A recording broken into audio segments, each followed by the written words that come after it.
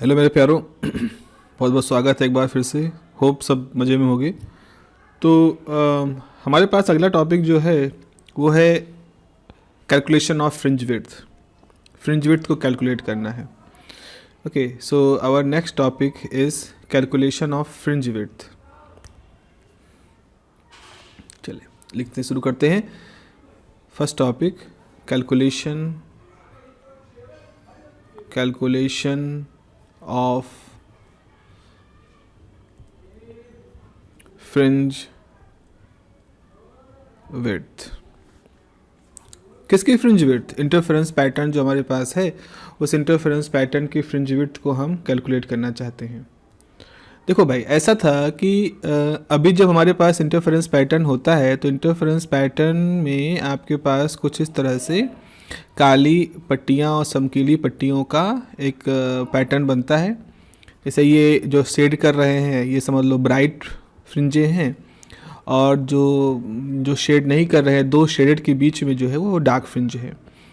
तो अल्टरनेट होती है, तो हम लोग ने देख लिया था पिछले लेक्चर में, देखा था कि इस तरह से इंटेंसिटी पैटर्न बनता है। तो जहाँ जहाँ आपके पास पीक है वो पीक जो है वो ब्राइट पोर्शन को बिलोंग कर रहे हैं, और जहाँ जहाँ ये वैली वाली पोजीशन है ये डार्क नेक्स को बिलोंग कर रही है। इतना तो हम लोग देख चुके थे ऑलरेडी। अब ये है कि इनकी विड्थ कितनी है। तो मान लो विड्थ को हम बीटा से लिखते हैं, हम विड्थ को बीटा से लिखेंगे। तो हम बीटा निकालना चाहते हैं, यानी width of the interference fringes निकालना चाहते हैं। एक और तरीका हम करेंगे कि हम डार्क के लिए भी फ्रिंज विड्थ निकालेंगे और ब्राइट के लिए भी फ्रिंज विड्थ निकालेंगे, और देखना चाहेंगे कि क्या डार्क के लिए फ्रिंज विड्थ और ब्राइट के लिए फ्रिंज विड्थ सेम होती है या उनमें किसी तरह का अंतर होता है। ठीक है, तो सबसे पहले तो अपना ज्योमेट्री क्या होगी वो हम देख लेते हैं। तो मान लो हमारे पास एक मोनोक्रोमेटिक कोहेरेंट लार्ज सोर्स ये है, लाइट सोर्स S1 S2 है। तो हमारे जो S1 S2 हैं, इन दोनों के बीच की जो डिस्टेंस है वो 2D है। ठीक है, S1 से S2 के बीच की जो डिस्टेंस है वो 2D है। और चलो इसका मिड पॉइंट ले लें। यहाँ से आप कोई, यहाँ पर कोई पर्दा आप मानो, इस जगह पे कोई पर्दा है, स्क्रीन है, और ये जो दूरी है पर्दे की सोर्सेस से जो दूरी है वो कैपिटल D है। और मान लो कोई पॉइंट P ले लिया आपने, जहाँ पर ऑब्जर्वेशन आप देखना चाहते हो, तो आप पॉइंट P पर इनको कनेक्ट कर दो। तो हमारे पास S1P और S2P दो कनेक्टिंग लाइन आ गई, S1P है या S2P है, इस तरह से।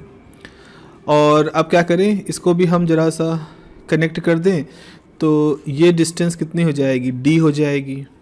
ओके, और इसको भी अगर आप कनेक्ट कर दोगे तो ये डिस्टेंस भी आपकी D हो जाएगी। तो ये O है, सेंट्रल पोर्शन। सेंट्रल पोर्शन क्या होता है? S1 को O से मिलाओगे, S2 को O से मिलाओगे तो आपका पाथ डिफरेंस सेम रहेगा, है ना। S1 O जो है वो S1 से और S2 से बराबर दूरी पर है, यानी कि S1 से अगर लाइन मिलाओगे O तक और S2 से लाइन मिलाओगे O तक तो कोई पाथ का डिफरेंस नहीं होगा, सेम पाथ लेंथ होगा। तो पाथ डिफरेंस नहीं होगा तो फेज डिफरेंस भी आपके पास नहीं मिलेगा। तो इसको, इसलिए इसको हम ओरिजिन पॉइंट लेते हैं। मान लो अब होगा क्या पर्दे पर, जरा सोचिएगा कि पर्दे पर इस तरह से काली चमकीली पट्टियाँ बहुत सारी बनी हुई हैं, बहुत सारी काली चमकीली पट्टियाँ बनी हुई, और पूरे पर्दे का माहौल ऐसा ही है। पूरे पर्दे पर इस तरह से काली चमकीली पट्टियाँ बनी हुई हैं। अब आपने पॉइंट O से X दूरी पर P है, तो X दूरी पर आपने एक पॉइंट चुन लिया। तो X दूरी पर जहाँ पॉइंट P है वहाँ या तो डार्क बन रही होगी या ब्राइट बन रही होगी, दोनों में से कोई एक बन रही होंगी। तो हम कह लें कोई nth फ्रिंज वहाँ पर बन रही है, और फॉर सिंपलिसिटी मान लो nth ब्राइट फ्रिंज बन रही है। तो सेंटर से X की जो सेंटर से जो ये nth ब्राइट फ्रिंज की दूरी है वो X है। तो पॉइंट P क्या है? पॉइंट P वो पोजीशन है जिस पोजीशन पर हमारी nth ब्राइट फ्रिंज बन रही है। ये ऐसा हम मान सकते हैं, या हम nth डार्क फ्रिंज के लिए भी कैलकुलेशन कर सकते हैं, वो हमारे ऊपर है। तो सबसे पहले क्या होगा, अगर आप पॉइंट P का चुनाव कर रहे हो तो S1 से P अलग है, S2 से P अलग है। मतलब ये जो दूरियां हैं, S1P मान लो अगर 10 सेंटीमीटर है तो जाहिर सी बात है S2P 12-15 सेंटीमीटर होगा, क्योंकि लंबी है ना ये साइड। तो यहाँ हमें एक पार्ट डिफरेंस मिलेगा। तो हम क्या इसकी लैंग्वेज में कैसे लिखेंगे कि let us consider S1 and S2 are two monochromatic coherent sources जो कि इंटरफेयर कर रहे हैं। एक स्क्रीन पर इंटरफेरेंस पैटर्न दिखाई पड़ रहा है जो कि d डिस्टेंस पर है। Monochromatic sources are separated by distance 2d and the distance from screen is capital D. Suppose P is the observation point and for P the path difference is, तो आप यहाँ पे देख सकते हो P के लिए जो path difference होगा, the path difference delta x वो कितना होगा, S2P माइनस S1P। ये हमारी एक मास्टर इक्वेशन होगी जिसको कि हम अपने पास रखेंगे कि ये पाथ डिफरेंस हमें निकालना है। जब इस पाथ डिफरेंस को हम n लैम्डा के बराबर रख देंगे तो ब्राइट के लिए मामला सेट हो जाएगा, और अगर 2n प्लस 1 लैम्डा बाई 2 रख देंगे तो हम डार्क फ्रिंज वाली स्थितियों को समझना शुरू कर देंगे। तो अभी पहले तो हमें डेल्टा x यानी S2P माइनस S1P निकालना है। तो अब आप क्या करें, मान लो ये जो जहाँ पर ये मिल रहा है इसको हम n कहें और जहाँ ये मिल रहा है इसको n कहें। तो अब आप ट्राइंगल ले लो PS1M। आपने PS1M ये एक ट्राइंगल लिया, देख रहे हो ना, ये वाला triangle PS1M right angle triangle है। तो आपके पास हो जाएगा S1P का होल स्क्वायर, पाइथागोरस थ्योरम लगा रहे हैं, इज इक्वल टू SM का स्क्वायर प्लस PM का स्क्वायर। ओके तो S1M क्या है, जरा S1M देखो, ये तो D है, ये तो D स्क्वायर हो जाएगा। PM क्या हो जाएगा, तो O से लेकर के दूरी ये है D, तो इसकी वैल्यू जो होगी वो हो जाएगी x माइनस डी। जरा ध्यान से देखिए ज्योमेट्री, यहाँ से यहाँ तक की दूरी x है, जिसमें से d घटा दोगे तो आपके पास ये दूरी आ जाएगी जो कि होगी x माइनस डी आ जाएगा। तो ये हो जाएगा x माइनस डी का होल स्क्वायर, ये फॉर्मूला हो गया। तो अब आपके पास S1P की वैल्यू क्या हो जाएगी, S1P हो जाएगा, बाहर अगर कैलकुलेट करें तो D square plus x minus D का होल स्क्वायर ओवर, अभी तो कुछ नहीं, डी स्क्वायर बाहर निकालोगे तो डी बाहर निकलेगा, तो 1 प्लस एक्स माइनस डी का whole square but upon capital D square. अब देखो भाई जो x होगा ये दूरी मिलीमीटर में होती है, तो x माइनस डी एक छोटा टर्म होगा और उसको जब कैपिटल डी से डिवाइड कर दोगे तो और छोटा हो जाएगा। तो पाइथागोरस थ्योरम लगा सकने के लिए बिल्कुल उपयुक्त स्थिति है यहाँ पर। तो हम इसको ऐसे लिख सकते हैं, S1P is equal to D, और ऐसे लिखें 1 प्लस एक्स माइनस डी का whole square upon capital D square की पावर हाफ। क्योंकि हमें मालूम है x minus D by D ये बहुत छोटा है 1 से, तो ये पूरा टर्म 1 से छोटा है, तो 1 प्लस एक्स मानो इसको पावर n। तो बाइनोमियल थ्योरम की मदद से बाइनोमियल थ्योरम 1 प्लस एक्स की power n is equal to 1 plus n x plus higher order के टर्म है जिसको कि हम निगलेक्ट कर दे रहे हैं। अगर x बहुत छोटा है तो एक्स स्क्वायर तो और छोटा होगा, तो हम यहाँ x minus D by d square को पूरा x ले रहे हैं, सपोज इस टर्म के बराबर ले रहे हैं। तो आपके पास क्या आएगा, आपके पास S1P की वैल्यू आ जाएगी d 1 plus half x minus D का whole square by d square, और बाकी के जो टर्म हैं वो निगलेक्ट हो गए हैं तो निगलेक्ट को हम ना लिखेंगे। तो S1P की वैल्यू आ जाएगी d plus x minus D का होल स्क्वायर बाई 2d।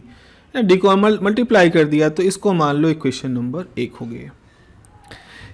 इसी प्रकार से ऑल्सो अगर ऐसा ही सब कुछ करें तो हमारे पास H2P की वैल्यू क्या आएगी, d प्लस, अब देखो H2P के लिए आपको ये वाला ट्राइंगल लेना पड़ेगा, ये जो ट्राइंगल है ये वाला। तो यहाँ पर आपकी जो डिस्टेंस है ये इतना ऐड हो जाएगा, यहाँ से ऊपर x डिस्टेंस है, इतना d है, तब आप इस ट्राइंगल के लिए जो पूरी डिस्टेंस यहाँ निकालोगे ये पूरा हो जाएगा x प्लस डी। तो आपको यहाँ पर x प्लस डी लिखना होगा और ये इस तरह से आ जाएगा इक्वेशन नंबर 2।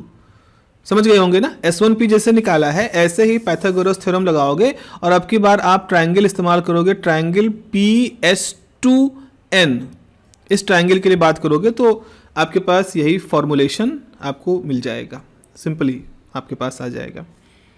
ओके, अब आ जाते हैं अपने इस पाथ डिफरेंस के ऊपर।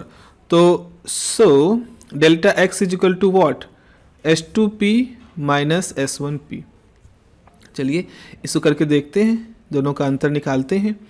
तो अंतर निकालने के लिए आपको क्या करना होगा, D प्लस जो S2P वाले टर्म है उसमें से D, इसको आपको घटा दिया, तो घटाने के बाद इस तरह से होगा, ये D कैंसिल हो गया। तो इसको हम कह सकते हैं x square plus D square plus 2XD minus x square plus D square minus 2XD। LCM दोनों का सेम रहेगा, तो ये हो जाएगा x square D square 2XD minus x square minus D square plus 2XD, और ये डिवाइड हो जाएगा 2D से, ये टर्म कैंसिल हो रहे हैं। तो आपके पास क्या आ जाएगा, 4XD बाई 2D, 2 कैंसिल हो गया।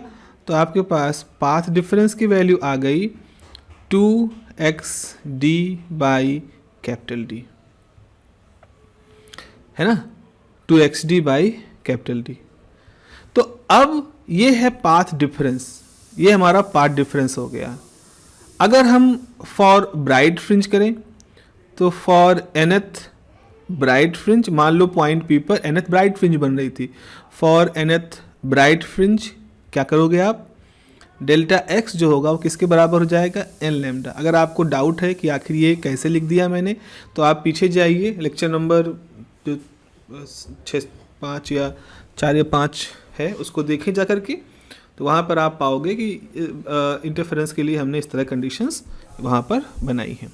चलिए, तो ये हो जाएगा 2XD by capital D is equal to n lambda. क्योंकि हम nth ब्राइट फ्रिंज की बात कर रहे हैं, तो अब बेहतर होगा कि हम यहाँ पर x के साथ एक n लगा दें। x के नीचे सफिक्स में n लगाने का मतलब क्या, जरा फिर से सोचो, स्क्रीन है आपके पास, इस स्क्रीन में पॉइंट O है, यहाँ पॉइंट P है, और आपने कहा P पे nth ब्राइट फ्रिंज बन रही है। अब nth हो सकता है 25वीं हो, 50वीं हो, 52वीं हो, 47वीं हो, कुछ भी हो सकता है इनकी वैल्यू। तो इसकी दूरी कितनी है यहाँ सर, इस nth ब्राइट फ्रिंज की दूरी आपने मान ली xn है, ठीक है। तो xn की वैल्यू निकालो, तो xn की वैल्यू कितनी हो जाएगी, xn की वैल्यू हो जाएगी n time d lambda by 2d, है ना। इसको क्रॉस मल्टीप्लाई करो, तो ये क्या है, ओरिजिन से जो ओरिजिनल पॉइंट, जो मतलब ओ पॉइंट है जो पर्दे पे ओरिजिन लिया है, ओरिजिन से nth ब्राइट फ्रिंज की दूरी कितनी है, वो ये है। तो अगर हम इसके बाद वाली जो ब्राइट फ्रिंज है उसके लिए सोचे तो आपको ऐसे, आपको मतलब n+1 के लिए लिखना होगा। तो आप कहोगे for n+1 bright fringe, n+1 bright fringe के लिए क्या होगा, बड़ा आसान है, x n+1 कर दो और यहाँ पर भी n+1 कर दो, तो d लैम्डा बाई 2d हो जाएगा। देखो ऐसा कुछ हो रहा है, हमारे पास इस तरह से फ्रिंजे हैं, बहुत सारी फ्रिंजे, इस तरह से फ्रिंजे, यहाँ कोई पॉइंट O है, उससे हमने कहा 1 2 3 4 5 6 7, n की वैल्यू 7 है, तो हमने कहा 7वें फ्रिंज की दूरी कितनी है, वो आपने लिख दिया x7, जैसे यहाँ n की वैल्यू 7 रख दोगे तो ये आ गया। फिर हमने कहा वहाँ से 8वें फ्रिंज की दूरी क्या है, तो आपने लिख दिया x8, 8वें फ्रिंज की दूरी। तो अगर हम x8 में से x7 घटा दें तो हमें क्या मिल जाएगा, एक मतलब 2 ब्राइट फ्रिंजों के बीच की दूरी मिल जाएगी।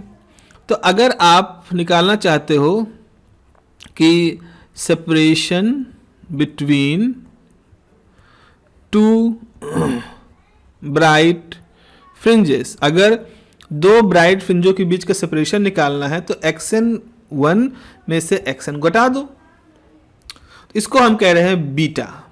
तो ये हो जाएगा n+1 d lambda by 2d, उसमें से क्या घटा दें, इसमें से घटा दें n d lambda by 2d। तो देखो यहाँ पर सीधे तौर पे बीटा कितना निकल आएगा, बीटा निकल आएगा n d lambda by 2d plus d lambda by 2d minus n d lambda by 2d, ये कैंसिल हो गए, तो बीटा की वैल्यू आ गई डी लेमडा बाई 2d।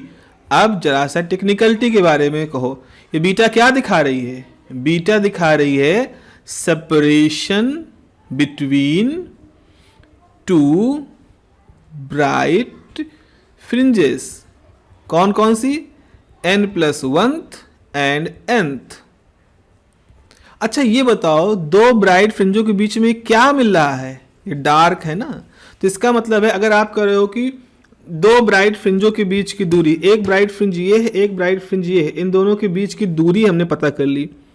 तो अगर दोनों के बीच की दूरी पता की तो असल में आपने क्या पता किया? असल में आपने एक काली पट्टी की चौड़ाई पता की। इस लॉजिक को समझ रहे हो ना? काम कर रहे हो ब्राइट के साथ, लेकिन पता चल रहा है विड्थ ऑफ डार्क फ्रिंज। तो बीटा क्या है? तो बीटा को हम लिख सकते हैं beta is the width of dark fringe. तो separation between two bright fringes is actually the width of dark fringe, you can say that. तो ये कितना आ गया? D lambda by 2d। Better ये होगा, बजाय इस तरह के लॉजिक पे इस पे आर्गुमेंट हो सकते हैं, हम यही कहें कि the two bright fringes are separated by distance D lambda by 2d। दो चमकीली पट्टियां डी लेमडा बाई 2 डिस्टेंस से सेपरेटेड हैं। अच्छा, ये सारी कहानी हमने कैसे शुरू की? ये कहानी के लिए हमने किसको चुना था? ब्राइट फ्रिंज को। देखो यहाँ पर आपने यहाँ पर इस जगह पर चुनाव किया था कि ब्राइट फ्रिंज के लिए।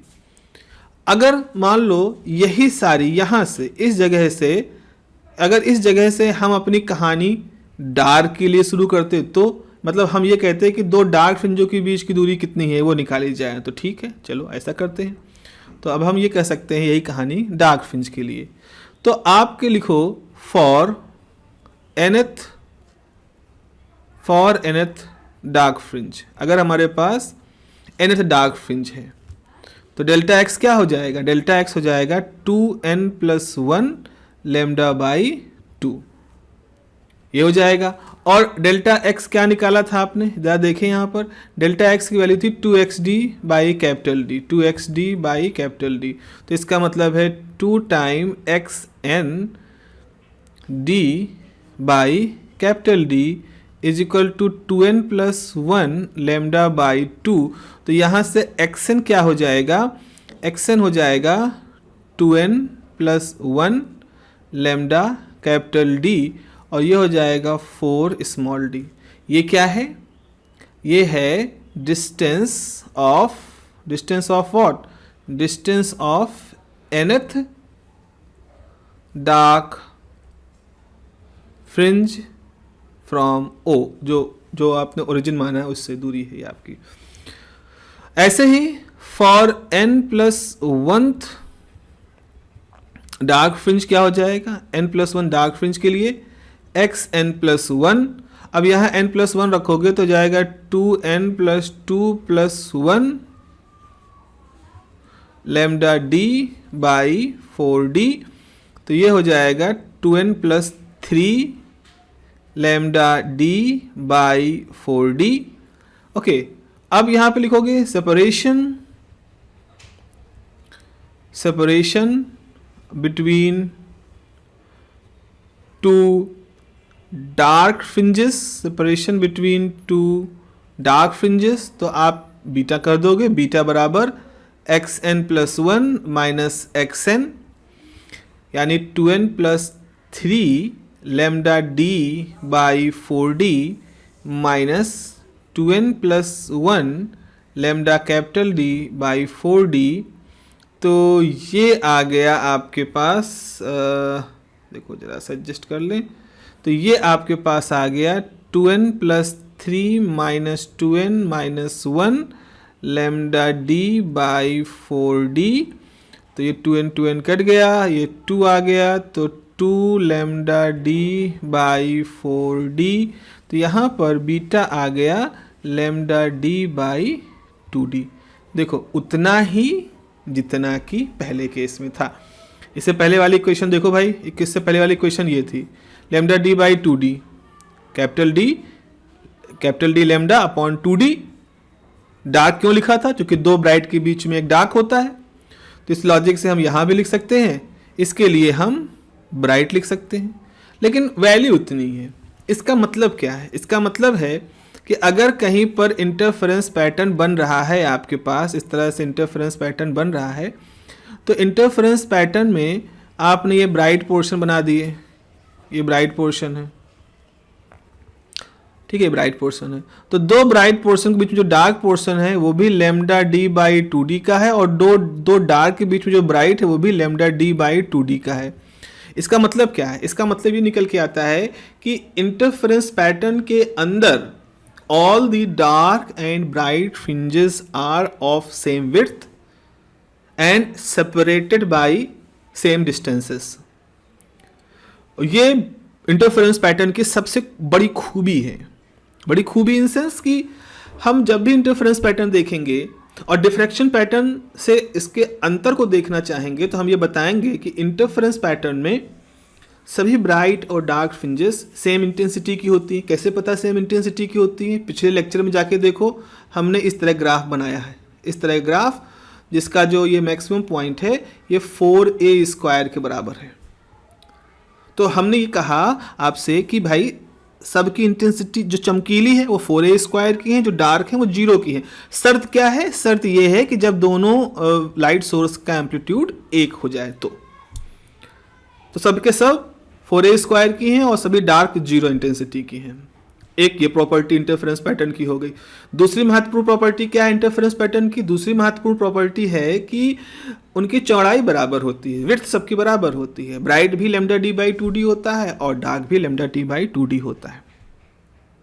Okay, this is important part. Now analysis करते हैं जरा इस टर्म की। याद करो, जब हमने आपको इंटरफेरेंस की शर्तें बताई थी, इससे पहले वाला जो लेक्चर है हमारा, जस्ट 6th लेक्चर जो है, 6th पार्ट देखिए जा करके एपिसोड 6 में आप पाओगे कि मैंने आपको कंडीशंस बताई हैं कि इंटरफेरेंस की कंडीशन। तो वहाँ मैंने बताया है कि दो लाइट सोर्स S1 और S2 को पास रखना चाहिए हमें। अगर हम पास रखेंगे तो हमारे इंटरफेरेंस पैटर्न के अंदर जो ब्राइट और डार्क फ्रिंजेस होंगी वो दूर दूर बनेंगी। तो अगर 2d आपका स्मॉल होगा तो देखो यहाँ पर फॉर्मूला क्या है, beta is lambda D by 2d। तो 2d अगर स्मॉल होगा तो बीटा ज्यादा होगा। Beta is what? Beta is the separation between either 2 consecutive bright fringes और 2 सक्सेसिव डार्क फ्रिंजेस। या तो दो लगातार काली पट्टियां या दो लगातार चमकीली पट्टियों के बीच की दूरी है बीटा, है ना? या कह लो एक किसी काली पट्टी की चौड़ाई है बीटा या किसी चमकीली पट्टी की चौड़ाई है बीटा। तो अगर दोनों सोर्सेस को आपने कम दूरी पर रखा है, 2d की वैल्यू की स्मॉल रखा है, तो ऐसी स्थिति में अगर 2d की वैल्यू को आपने स्मॉल रखा है तो ऐसी स्थिति में आप क्या पाओगे?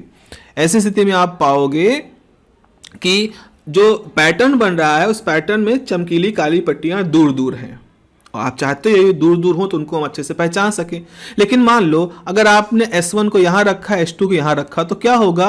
ये पट्टियां बिल्कुल ऐसे, ये बिल्कुल आपस में चिपकी हुई बनेंगी। इंटरफेरेंस पैटर्न के दौरान ये जो पट्टियां बनेंगी ये बिल्कुल आपस में इनडिस्टिंग्विशिबिलिटी जैसी प्रॉब्लम आ जाएगी। विभेद ही नहीं कर सकते हो कि कहाँ पर 12वीं है, कहाँ पर 16वीं है, कहाँ 18वीं है। सब बराबर दूरी पर इस तरह से कुछ मतलब आप विजुलाइज कर सकते हो इस तरह से। तो इतना कम्पैक्टनेस जब आ जाएगी तो हमारे लिए बड़ी मुश्किल हो जाएगी। एक और दूसरा मैंने उस शर्त में बताया था कि पर्दे की दूरी आपके सोर्स से ज़्यादा होनी चाहिए। कैपिटल D जो है इट शुड बी लार्ज। जाहिर सी बात है, अगर D लार्ज होगा तो बीटा भी आपका लार्ज होगा। D लार्ज तो बीटा लार्ज, और वही स्थिति अच्छी है। दूसरा है कि लेमडा शुड बी लार्ज। अब लेमडा जो है हमारे पास रेड के लिए कितना होता है? 7000 एंगस्ट्रॉम होता है। वायलेट के लिए कितना होता है? 4000 एंगस्ट्रॉम होता है। तो हम ये चाहते हैं कि हम लेमडा को इन दोनों मतलब लार्ज वैल्यू रखें। लार्ज वैल्यू रखोगे तो फिर वही होगा कि सेपरेशन फ्रिंजों का ज़्यादा होगा। तो अब लाल और नीले के साथ बजाय हम इसके बीच में जो येलो होता है, येलो जो 5890 या 5893 एंगस्ट्रॉम सोडियम लैंप है, उसके साथ हम काम करते हैं। तो अगर लेमडा को आप छोटा कर दोगे, मान लो आपने सब कुछ वही रखा, कैपिटल डी वही रखा, 2D वही रखा, आपने लेमडा को छोटा कर दिया, तो लेमडा को छोटा करने से आप क्या पाओगे कि जो फ्रिंजे हैं वो सिकुड़ जाएंगी, उनकी चौड़ाई कम हो जाएगी। उसी कैपिटल डी, उसी स्मॉल 2D पर लेमडा अगर बढ़ा दोगे तो फ्रिंजे चौड़ी चौड़ी बनेंगी। तो लाल रंग की जो पट्टियां हैं वो ब्रॉडर, मतलब वो बड़ा स्पेक्ट्रम चौड़ा चौड़ा बनेगा, और नीले रंग की लाइट का इस्तेमाल करने पर वो जो स्पेक्ट्रम की जो लाइनें हैं वो सिकुड़ जाएंगी, पतली हो जाएंगी, उनकी विड्थ कम हो जाएगी। ठीक है, ये होता है यहाँ पर। तो उन शर्तों को हम इस फॉर्मूले से होता हुआ पा रहे हैं। अब एक चीज़ और है यहाँ पर, एक चीज़ और है कि ये लाइन, ये जो पट्टियाँ हैं ये सीधी क्यों बन रही हैं? सीधी बनने क्या कारण है? ये ऐसा तो नहीं है कि किसी इलिप्स ऐसे बनती हों पट्टियाँ, ऐसे रिंग शेप की बनती हों, हम केवल इतना हिस्सा देख रहे हो तो हमें सीधी सीधी दिखाई पड़ रही हैं, कि क्या ये फ्रिंजे बिल्कुल पट्टियाँ नुमा सीधी ही होती हैं कि किसी और शेप की होती हैं? तो हम एक मैथमेटिक्स अभी सॉल्व करेंगे आने वाले समय में, तो उसमें मैं दिखाऊंगा आपको कि इस जो शेप ऑफ फ्रिंजेस होती हैं ये हाइपरबोलिक इक्वेशन को सेटिस्फाई करती हैं। अब चूंकि इसेंट्रिसिटी उसमें कुछ इस तरह से हम सेट करते हैं, या इसेंट्रिसिटी हमारी कुछ ऐसी आ जाती है कि वो हाइपरबोलिक पोर्शन का हम स्ट्रेट लाइन का वर्जन देखते हैं, और इसीलिए हमें पट्टियाँ स्ट्रेट दिखाई पड़ती हैं। बट एक्चुअल इनका जो मूल नेचर है इन पट्टियों का, इन फ्रिंजों का, दैट इज़ हाइपरबोलिक। और ये एक अच्छा क्वेश्चन है कंपलसरी के हिसाब से भी, लॉन्ग क्वेश्चन के हिसाब से भी, कि आप शो करिए कि जो फ्रिंजेस होती हैं ये हाइपरबोलिक नेचर की होती हैं, और फिर किन विशेष परिस्थितियों की वजह से ये पट्टियां हमको स्ट्रेट दिखाई पड़ती हैं। ये मतलब ये फ्रिंजे हमें, ये पैटर्न हमें पट्टियों के रूप में, फ्रिंजों के रूप में दिखाई पड़ता है। ये ज़्यादा सही कहना होगा। इस पैटर्न में ये स्ट्रेटनेस कहाँ से आती है अगर इसकी जनरल इक्वेशन हाइपरबोलिक है तो चलिए फिर अगले क्लास में इसको हम लोग जरूर देखेंगे आने वाली क्लासेस में। और have a nice day and take care of yourself. Bye bye.